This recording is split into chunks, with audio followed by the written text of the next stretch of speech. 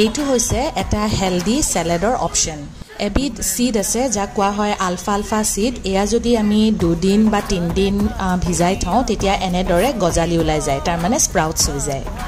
এই স্যালাড বিধত আমি এড কৰিব পাৰো roasted বাদাম আৰু চিয়া সিডস ফ্লেক্স সিডস ভালদৰে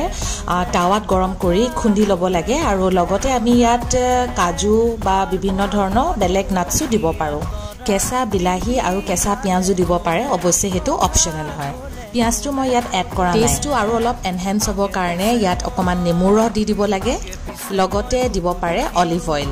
আৰু এজ পাৰ টেষ্ট নিমখ দি ল'ব লাগে আৰু ধুনিয়াকৈ মিক্স কৰি এটা ধুনিয়া স্যালাড ৰেডি হৈ গ'ল খাবলৈ বিৰাট ভাল আলফা সিডস বিলাক ৰিচ ইন প্ৰটিনছ হয় ভিটামিনছ হয় আৰু এটো আমাৰ ডায়েটত ইনক্লুড থাকিবই লাগে